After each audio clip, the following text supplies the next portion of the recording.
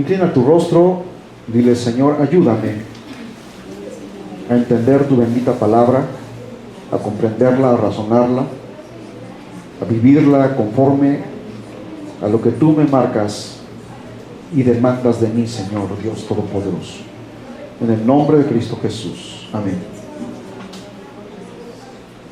México está entrando en crisis por el virus que ya está en México. Pero habrás de entrar en pánico.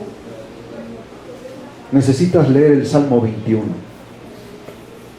para darte cuenta que dice que pasarás por el valle de sombra y de muerte. El Salmo 23 también. Salmo 91 dice: el que habita el abrigo del Altísimo morará bajo la sombra del Omnipotente. No temerás al terror nocturno, ni se ataqueando en la oscuridad, ni mortandad que en medio del día destruye. Caerán a tu lado 1000 y 10,000 a tu diestra, pero a ti no te tocará. Porque a sus ángeles mandará para que te guarden en todos tus caminos y tu pie no tropiece en piedra. Y simplemente estar cubiertos con la sangre de Cristo. Simplemente te quiero poner el ejemplo del pueblo de Israel cuando Dios les dio la orden de que sacrificaran un cordero, y la sangre de ese cordero con las ramas de hisopo untaran los dinteles y las columnas de las puertas de sus entradas, para que cuando pasare por allí el destructor, el ángel destructor, viera la sangre como una señal de protección. Y solamente murieron en Egipto los primogénitos, que no estaban cubiertos con la sangre de Cristo. Y todos los primogénitos, no tan solo varones en el hogar, sino también los animales de esas familias israelíes, fueron protegidos y los animales no murieron. Si ustedes leen, se van a dar cuenta que en Egipto murieron los primogénitos de cada familia y también el primogénito de cada animal.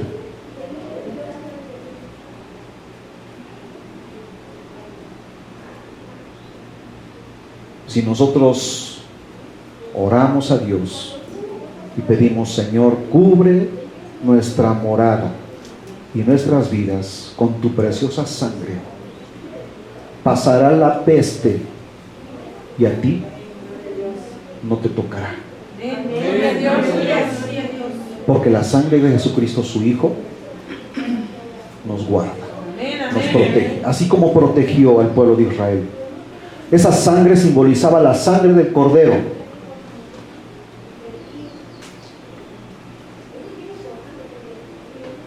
Que aproximadamente unos 2000 años después vendría al mundo, y por eso dice la palabra: y la sangre de Jesucristo, su Hijo, nos limpia de todo pecado y nos libra de toda condenación. Gloria a Dios, aleluya. Bendito sea el Señor para siempre. Quiero que por favor anotes el tema que vamos a abordar el día de hoy. Se titula Camino al Bautismo. El tema que abordamos la semana pasada se llamó Nacer en el Espíritu. Y hablábamos de lo que concierne a nuestro Señor Jesucristo y este varón llamado Nicodemo, en el que no entendía por qué Jesús le decía: es necesario nacer de nuevo. El bautismo, fíjense bien, pongan atención por favor. El bautismo es para los que ya han sido salvos. ¿Sí escucharon bien? El bautismo es para los que ya han sido salvos. Y no es un medio para alcanzar la salvación. No es en el momento en que tú te bautizas en agua, bajas a las aguas y dices, ahora sí, puedo decir que ya soy salvo. No. Le dijo Jesús a Nicodemo, necesitas primero nacer de lo alto, del Espíritu. Porque lo que es nacido de la carne, carne es, pero lo que es nacido del Espíritu, Espíritu es. Y cuando nacemos en el Espíritu, nacemos por el Espíritu de Dios, en una nueva vida, en una regeneración de vida. Parece que hemos estado machacando, ¿verdad?, para poder digerirlo mejor. Pero es que cuando tú te tragas el bocado de comida, la carne que te echas a la boca y no la masticas bien, corres el riesgo de atorarte, de atragantarte. Necesitas masticar, necesitas saborear, necesitas mezclar el bolo alimenticio con la saliva para después digerir, deglutirla y digerirla. Y la flora que existe en los intestinos empezar a sustraer los nutrientes del alimento que tú ingeriste para poder fortalecer tu cuerpo. Amén, gloria a Dios. Necesitamos nosotros masticar lentamente la palabra de Dios para poder deglutirla y después extraer, hermanos, los nutrientes de las sagradas escrituras. Amén. Algunos sugieren que en este versículo, en el versículo 5, ¿verdad? Si vamos a esa parte de la Biblia en San Juan, capítulo 3, versículo 5,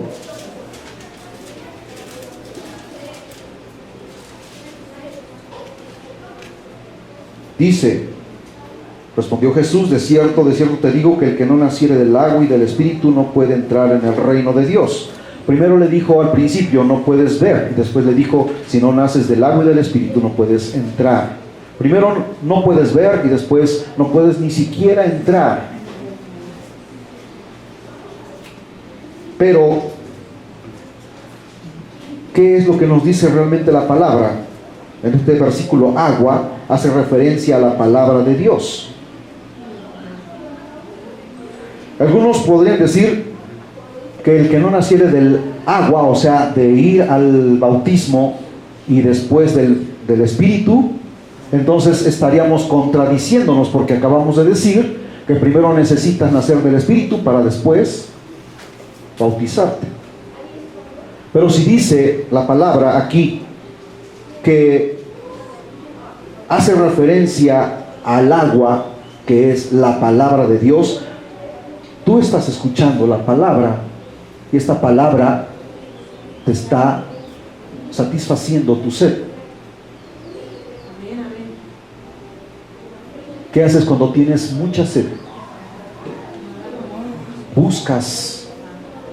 Si andas en la calle, buscas una tienda y vas y te compras una botella de agua y, si es posible, te la bebes toda para satisfacer esa sed.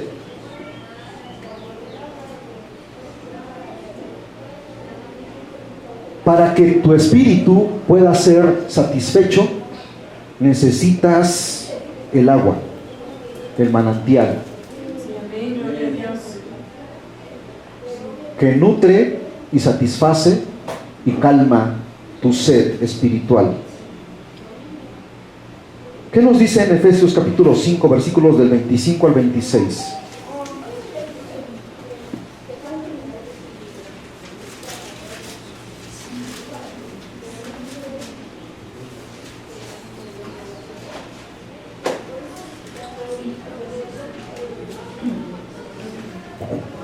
Quiero que por favor pongan mucha atención aquí. Dice, Efesios 5 del 25 al 26. Maridos, amad a vuestras mujeres, así como Cristo amó a la iglesia y se entregó a sí mismo por ella, para santificarla, habiéndola purificado en el lavamiento del agua por la palabra. Amén, gloria a Dios. O sea que la iglesia, hermanos, ha sido purificada en el agua que es la palabra de Dios.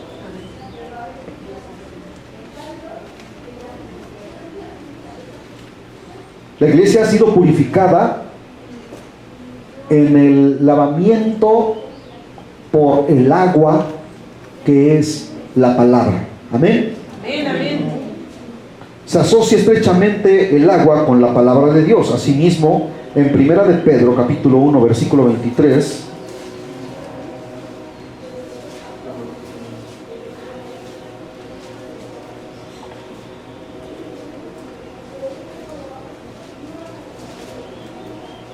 amén.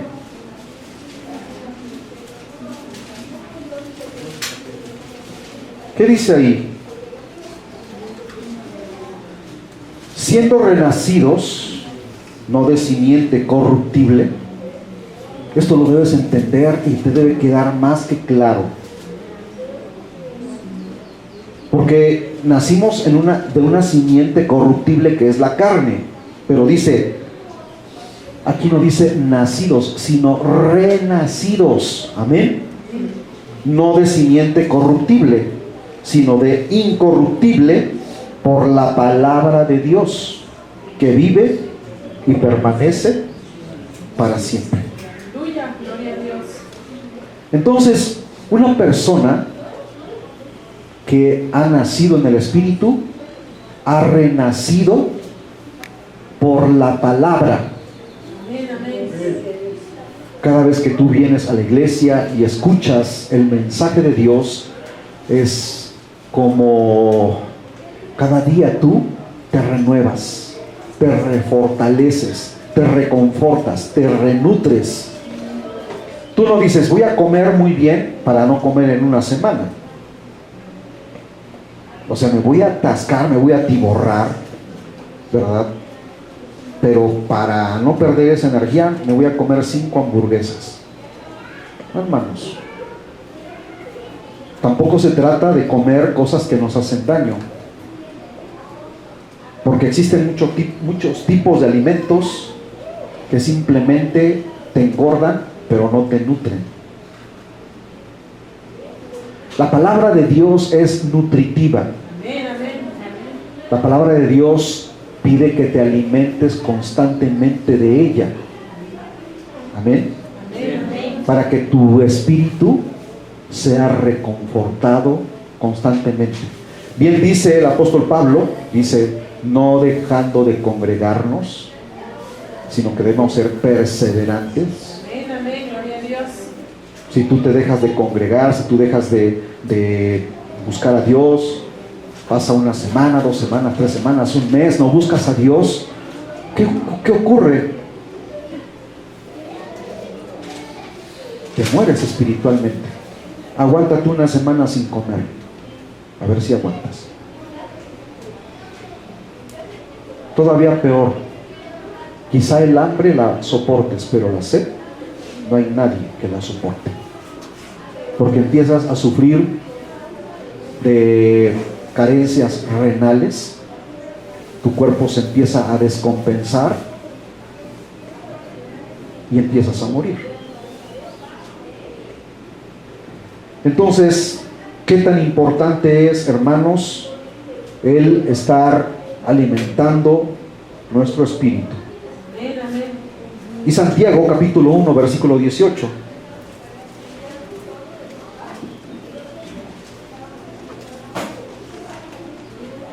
Gloria al Señor. Amén, gloria a Dios.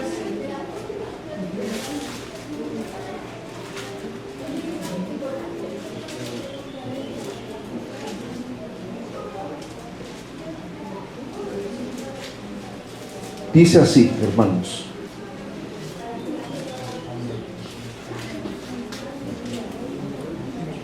Santiago capítulo 1 versículo 18 dice: Él de su voluntad nos hizo nacer por la palabra de verdad.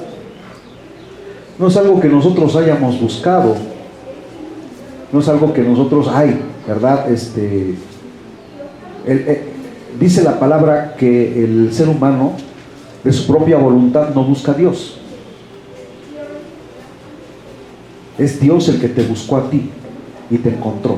Y cuando te encontró, te trajo a sus pies. Por eso Él voluntariamente, de su propia decisión, nos hizo nacer por la palabra de verdad. Amén. Para que por la palabra de verdad, para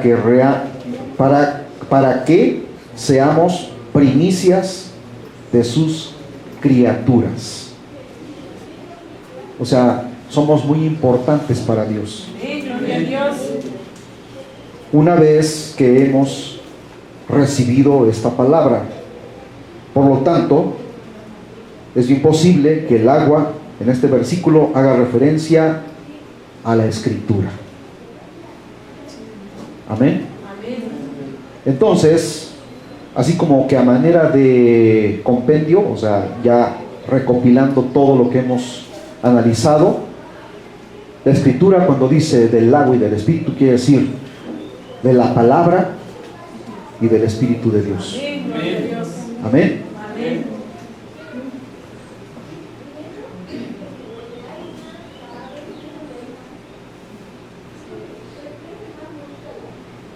El que no nace de agua, esto es del Espíritu, no puede entrar en el reino de Dios. Creemos que este es el sentido correcto de este versículo. Amén. Amén.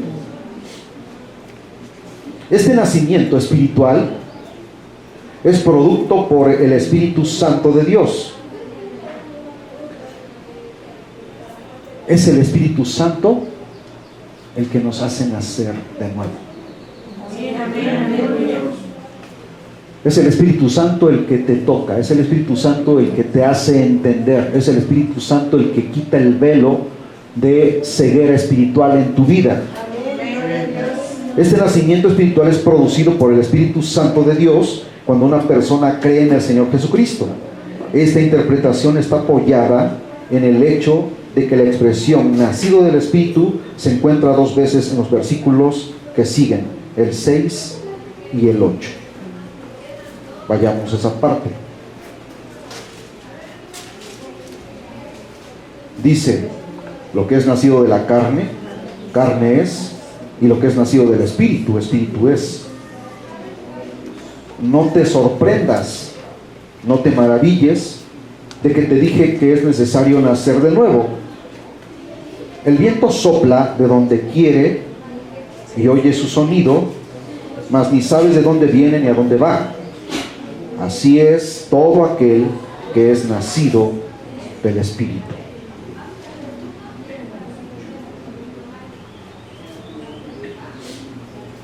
Quiero que por favor pongan atención. Como tantas veces lo hacía, el Señor Jesús empleó la naturaleza para ilustrar la verdad espiritual. Recordó a Nicodemo que el viento sopla donde quiere y oye su sonido, pero no sabes de dónde viene ni a dónde va. El nuevo nacimiento es muy semejante al viento. Primero, tiene lugar según la voluntad de Dios. No es un poder que el hombre pueda someter a su control. Yo no sé si estás entendiendo esto. El Espíritu Santo no es controlado por el hombre.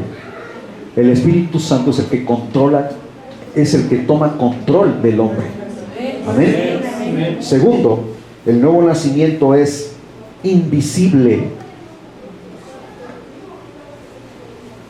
O sea, solamente en lo más interior de tu vida, tú sabes perfectamente que eres una persona renovada. Amén. Ahora, esto se va a manifestar a través de los frutos del Espíritu.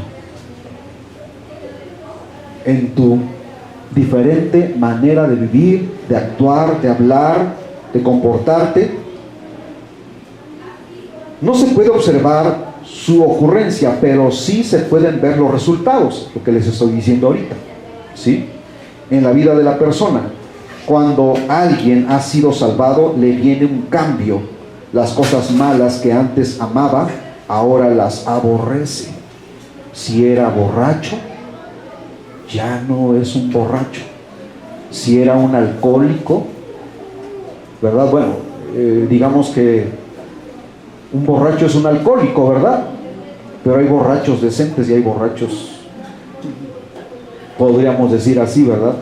Hay borrachos que solamente se emborrachan en su casa y se toman y dicen, no, yo no soy alcohólico. Está demostrado, y si quieren lo pueden investigar en la cuestión de la psicología. Yo escuché a una psicóloga decir que una persona no se considera alcohólica por el simple hecho de que lo veas tirado en la calle ahí todo sucio, como un trapo de inmundicia, digas, ese sí es un alcohólico.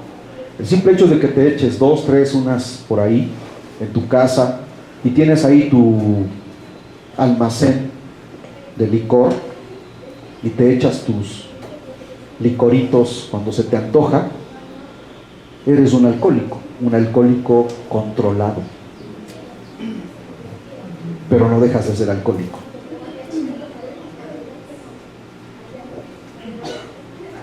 ¿Sí estamos entendiendo esto, hermanos? Aborrece lo que hacía antes. Las cosas de Dios que antes menospreciaba, ahora son precisamente las cosas que ama. Antes amabas todo lo que el mundo te ofrecía: mujeres, alcohol, vida loca, ¿verdad? Ahora todo eso te causa repugnancia. ¿Por qué? Porque algo ha ocurrido en tu vida.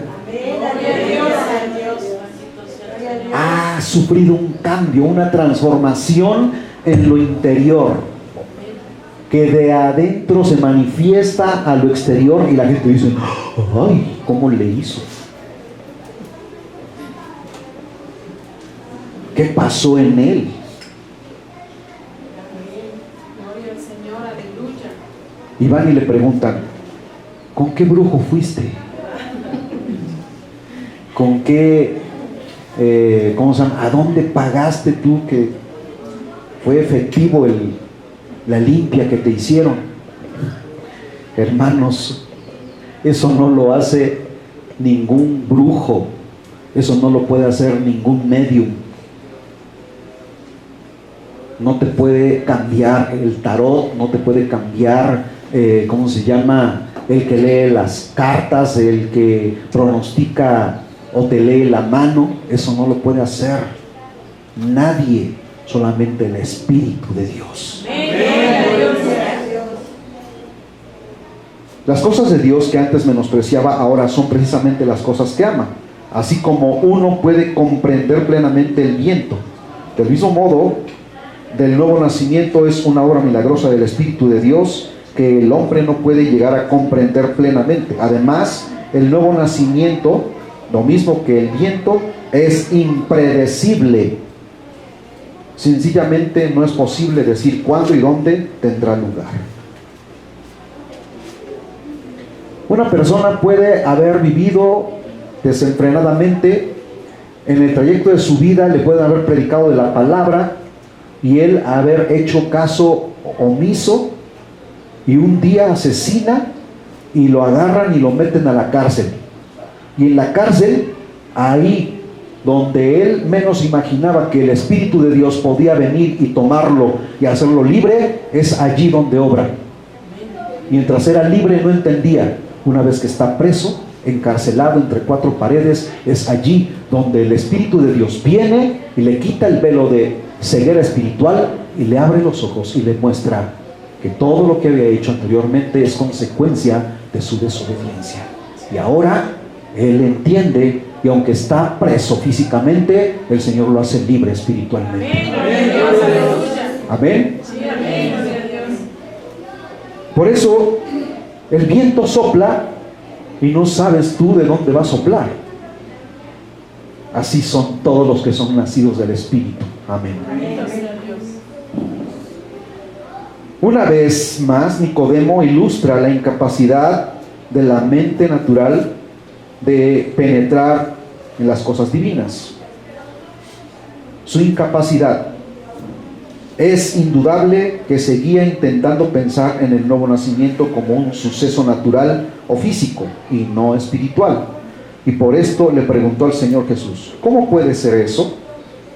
En el versículo 10, Jesús respondió que como él era maestro en Israel y no podía comprender esas cosas, la Escritura en el Antiguo Testamento enseñaba con claridad que cuando el Mesías viniese a la tierra para establecer su reino, primero juzgaría a sus enemigos y destruiría todas las cosas que ofenden. Solo entrarían en el reino los que hubiesen confesado y abandonado sus pecados. En el versículo 11, el Señor Jesús destacó luego la infalibilidad de sus enseñanzas y sin embargo la incredulidad del hombre acerca del mismo desde toda la eternidad. Él había conocido la verdad de esto y Nicodemo y la mayoría de los judíos de su tiempo rehusaron creer su testimonio. Decíamos la semana pasada que todos los argumentos con los que llegó Nicodemo ante Jesús, Jesús se los echó abajo, se los desmoronó. Muchas veces venimos diciendo que sabemos mucho cuando en realidad no sabemos nada. Porque más adelante, si ustedes leen en los siguientes versículos, dice, en el versículo 12 dice: si os he dicho cosas terrenales no creéis, ¿cómo creeréis si os dijere las celestiales? Jesús le estaba hablando, ¿verdad?, en un sentido en el que él pudiese comprender y no las comprendía. Hace algunos años escuché a un predicador decir que quizá Nicodemo estaba creyendo que Jesús le estaba hablando de la reencarnación. Hay una religión en los países asiáticos, países como la India, ¿verdad? En todos esos continentes donde la India, ¿verdad? Los hindúes creen en la reencarnación, creen en Hare Krishna, en Buda, Gautama Siddhartha, y tienen muchos dioses. Tienen el dios ese que tiene cabeza de elefante, barrigón, sentado, ¿verdad? Y creen en esos dioses, creen en la diosa Kali, esa que tiene 8 brazos. Y ellos creen en la reencarnación, por eso no se comen una vaca, por eso no se comen un toro, por eso no se comen un borrego, porque creen, según sus convicciones, que allí están sus ancestros, hasta en las ratas. Y no son capaces de matar la pulga de la rata, porque también la pulga es una reencarnación de sus ancestros. La pulga les puede estar picando y dicen: Alá, bendecido sea Alá. ¿Por qué? Aquí está mi familiar, tomando del elixir de la vida.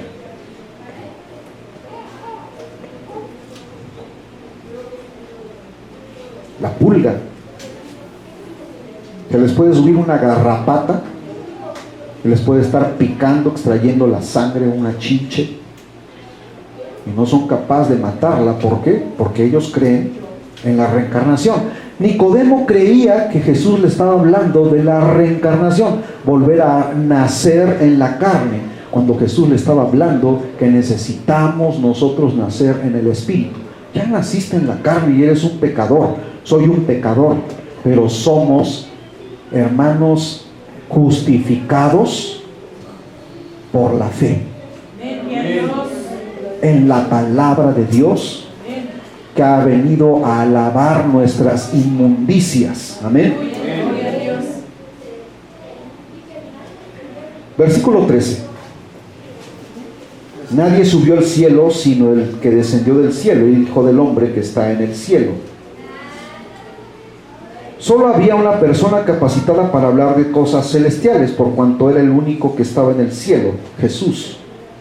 El Señor Jesús no era meramente un maestro humano enviado de parte de Dios. Él era aquel que vivía con Dios Padre desde toda la eternidad, y descendió al mundo. Cuando dijo que nadie ha subido al cielo, no se refería a que santos del Antiguo Testamento como Enoc y Elías no hubiesen ascendido al cielo, sino que habían sido tomados mientras que él ascendía al cielo por su propio poder.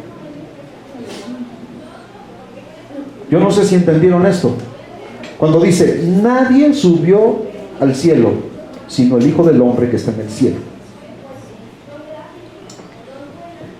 Enoc dice que fue arrebatado por Dios para no ver muerte, y Elías en un torbellino, pero por el poder de Dios. Ellos solos no tenían esa facultad de subir, pero Jesús, después de resucitar, él por su propio poder y autoridad subió al cielo. Gloria a Dios. Amén. Versículo 14. El Señor Jesús estaba a punto de iniciar a Nicodemo en una enseñanza celestial. ¿Cómo puede tener lugar el nuevo nacimiento? Se ha de dar satisfacción por los pecados del hombre. Nadie puede entrar en el cielo en sus pecados. Como Moisés levantó la serpiente de bronce en el desierto, cuando todos los hijos de Israel eran mordidos por serpientes, así también tiene que ser levantado el Hijo del Hombre. Quiere decir que así como Moisés dio testimonio por orden de Dios de que cuando eran mordidos por las serpientes en el desierto, llegaron a un santuario de serpientes.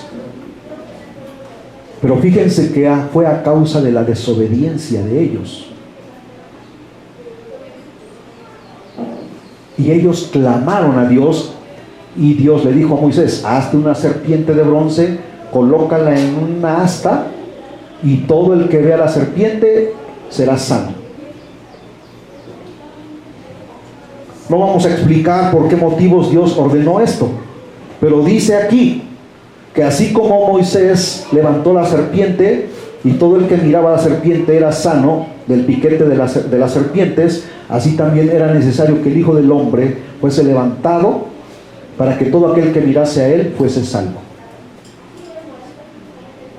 Pero mirarlo a él por la fe no significa que tú tengas un crucifijo.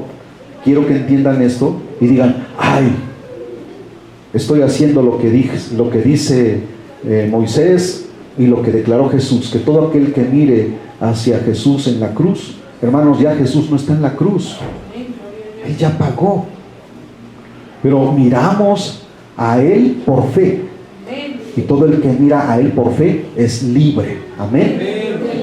Por la palabra. Ahora, versículo 15 dice, para que todo aquel que cree en él no se pierda, mas tenga vida eterna. El Salvador fue hecho pecado por nosotros, no habiendo él conocido pecado, para que nosotros fuésemos hechos justicia de Dios en él. Todo aquel que cree en el Señor Jesucristo recibe vida eterna como un don gratuito.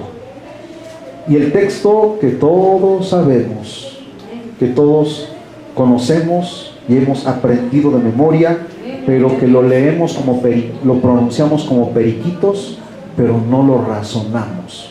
¿Qué dice? De tal manera amó Dios al mundo, que ha dado a su Hijo unigénito, para que todo aquel que en él cree no se pierda, mas tenga vida eterna. Ahora, explícamelo con tus palabras.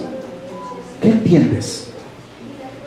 Este es uno de los versículos más bien conocidos de toda la Biblia, indudablemente porque enuncia el Evangelio de una manera tan clara y sencilla sumariza lo que el Señor Jesús le había estado enseñando a Nicodemo acerca de la manera en la que se recibe el nuevo nacimiento, porque de tal manera amó Dios al mundo, leemos aquí, incluyendo aquí toda la humanidad de Dios. No ama los pecados de los hombres, ni el malvado sistema mundano, pero sí ama a la gente. O sea, Dios no tolera tu pecado. Cuando Él vino al mundo, Él dijo: arrepiéntete y conviértete de tus malos caminos. Dice: abandona tu manera antigua de vivir y ven a mí, y yo te voy a hacer un hijo de Dios. No significa que Dios esté tolerando tu desobediencia. Dios no tolera la desobediencia.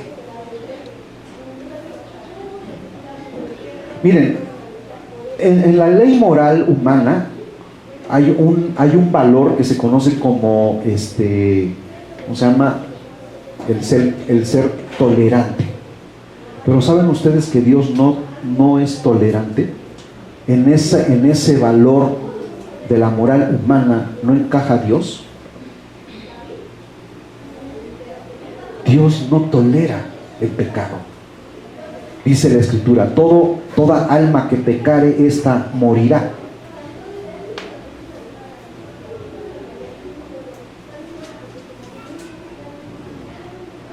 Cuando la Escritura te dice: porque de tal manera amó Dios al mundo, está refiriendo a cada ser humano sobre la faz de la tierra. Pero Él sabe de antemano quiénes habrían de creer en Él. Cuando Él dice al mundo, es que todo aquel que voluntariamente viene a Él y se humilla delante de Él y reconoce que es un vil pecador, a ese Él lo perdona y lo limpia de sus pecados. Por eso dice: para que todo aquel que crea en Él. No dice: para que todos a la fuerza crean en Él. ¿Así dice? Para que todo aquel que crea en Él. Aquí está haciendo referencia a que el ser humano tiene la libertad de decidir por voluntad propia si acepta la gracia de Dios o la rechaza. ¿Sí están entendiendo? O sea, tú tienes el libre albedrío de decidir, y aquí es donde entra la democracia humana. Tú entras a una zapatería y nadie te obliga a escoger un par de zapatos. Tú dices: este me gusta, pero está muy caro, me voy a meter a otra zapatería a ver si encuentro el mismo par de zapatos. Y no, pues sí, aquí están igualitos pero más baratos, estos me los compro. ¿Alguien decidió por ti? Tú voluntariamente decidiste si querías pagar más o menos por ese mismo par de zapatos de la misma calidad.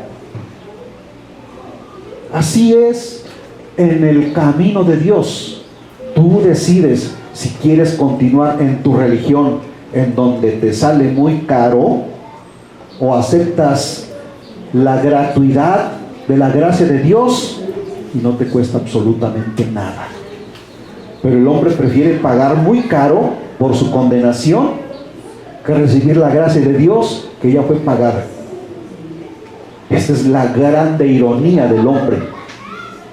¿Ya están entendiendo ahora lo que nos está diciendo la palabra? Dice: para que todo aquel que en Él cree, todo aquel, o sea, tú, yo y todo ser humano que quiera aceptarlo voluntariamente, no a la fuerza, porque Dios no te fuerza a entrar a que tú creas en Él.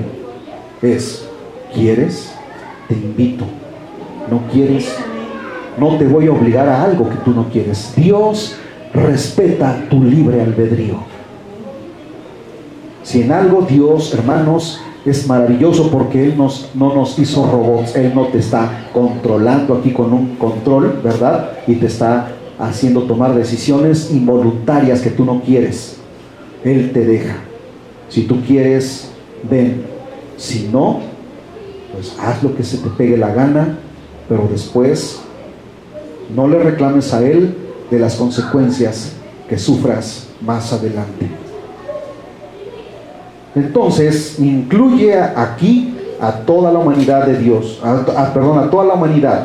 Dios no ama los pecados de los hombres, ni el malvado sistema mundano, pero sí ama a la gente y no quiere que nadie se pierda.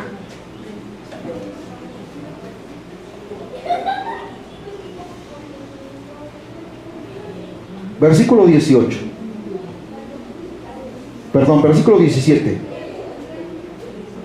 No envió Dios a su Hijo al mundo para condenar al mundo, sino para que el mundo fuese salvo por medio de él.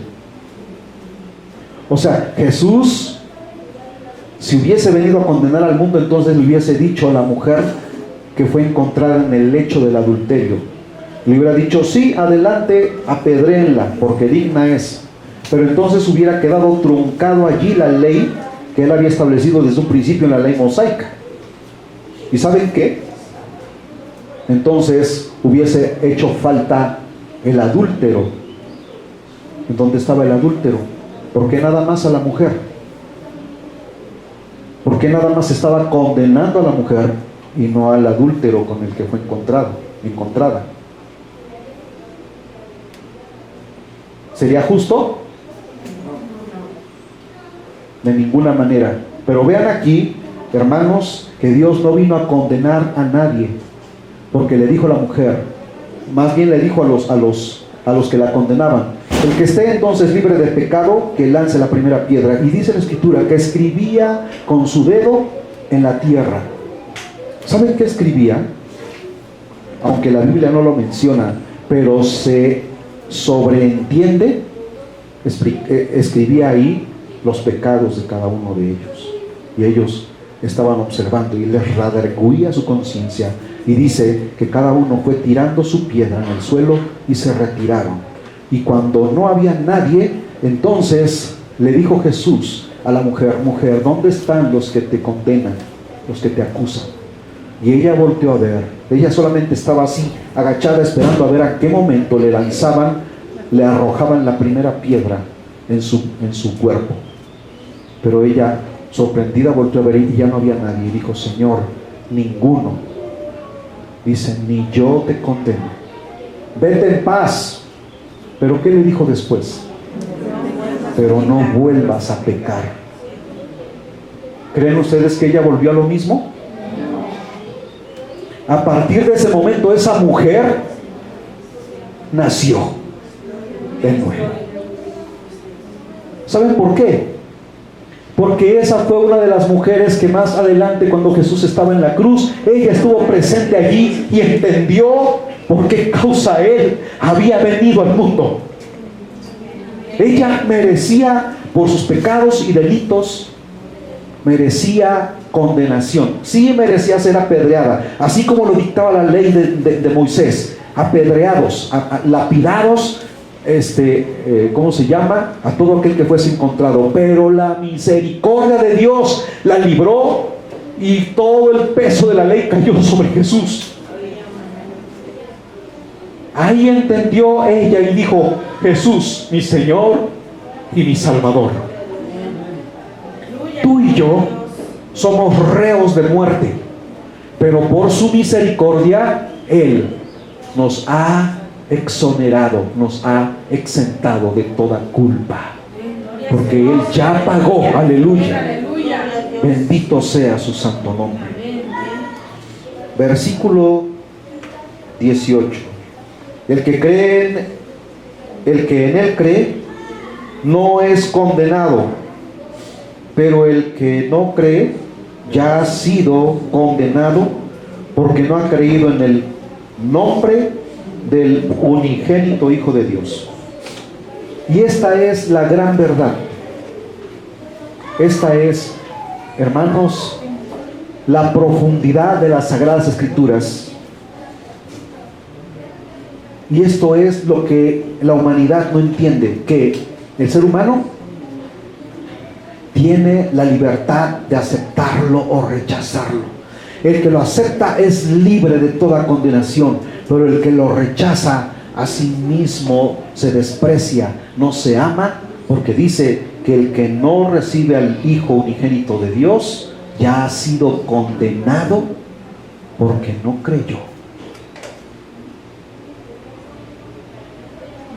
No lo aceptó. ¿De qué manera podemos explicar esto? Una persona tiene la libertad de poder tomar decisiones. Hagan de cuenta que una persona está en la cárcel y está purgando una condena. Pero llega Jesús y dice a las autoridades: yo tomaré el lugar de esa persona para que él pueda salir libre. Pero esa persona, en su corazón endurecido, dice: ¿y quién eres tú? No te conozco, no sé quién eres, no sé de dónde vienes, lárgate de mi vida. Está rechazando voluntariamente la libertad que Jesucristo le ofrece. Si lo pudiésemos manejar con este ejemplo, que realmente eso fue lo que Jesucristo hizo por nosotros. ¿Sí lo entiendes, hermano? Hermano, padre, madre, joven, señorita que estás en este lugar. La gente rechaza voluntariamente el regalo de Dios. Versículo 19: y esta es la condenación, fíjense bien, que por eso el mundo es condenado, que la luz vino al mundo y los hombres amaron más las tinieblas que la luz, porque sus obras eran malas.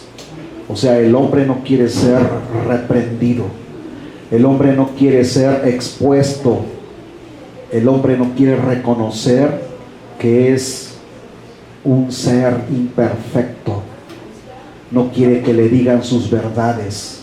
Por eso es muy difícil que acepten el Evangelio. Por eso muchos prefieren una religión antes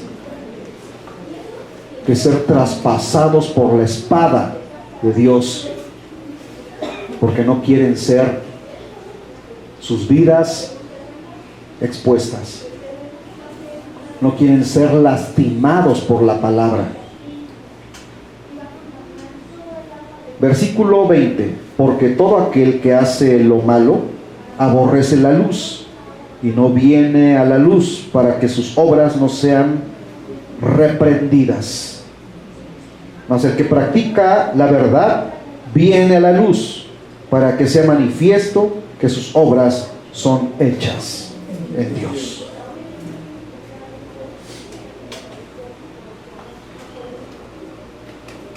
Una persona que está dispuesta a sufrir las consecuencias y de venir a las plantas de Cristo es aquella persona que realmente ha reconocido su condición pecadora y que solamente Jesucristo es el único que lo puede limpiar, que lo puede salvar, que lo puede hacer un verdadero hijo de Dios.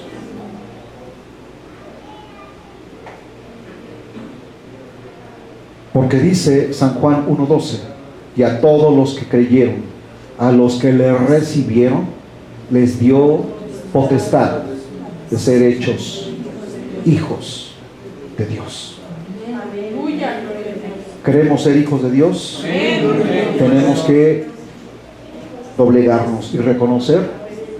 Mira, es preferible que ahorita a lo mejor seas expuesto y a lo mejor avergonzado ahorita, y no que en aquel día Él te exponga ante una multitud de ángeles y seas avergonzado delante de los ángeles y digas: no, por favor, eso no lo pongan ahí. Y el Señor lo pondrá, el Señor lo mostrará y te avergonzará públicamente. y después te lanzará al lago de fuego. Es preferible que hoy seas reprendido, pero salvo, arrepentido, un pecador arrepentido, y no que en aquel día, por tu orgullo y vanidad, digas, ay, no me importa. Y en aquel día seas condenado para siempre, sin esperanza y sin remedio.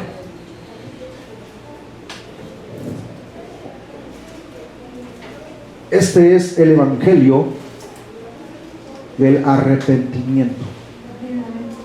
Este es el evangelio para salvación. Este es el evangelio para vida eterna. Este es el evangelio para los que están dispuestos a sufrir por la causa de Cristo.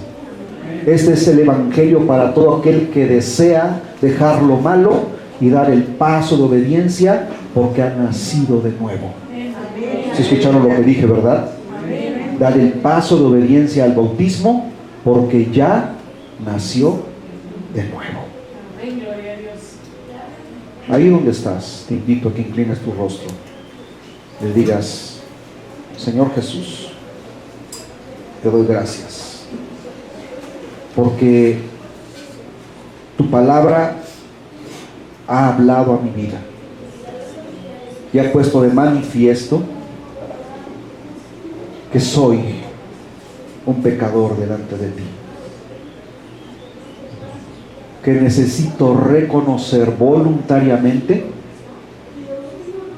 que tú eres el único que puede perdonarme por la sangre preciosa que derramaste en la cruz del Calvario.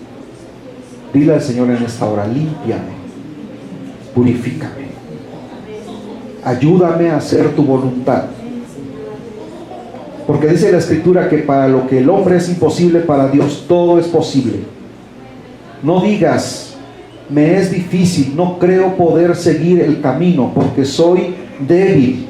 Dile al Señor, todo lo puedo en Cristo que me fortalece. En Cristo soy más que vencedor. En Cristo tengo vida. En Cristo tengo salvación y vida eterna. A eso vino al mundo, a salvar lo que estaba perdido. A eso vino al mundo, para dar luz a los que estaban en tinieblas. A eso vino al mundo, para abrir los ojos a los ciegos y mostrarles el camino de verdad, de poder y de justicia delante de Él. Gracias, Señor. Gracias, Cristo Jesús. Aleluya. Bendito sea tu santo nombre para siempre.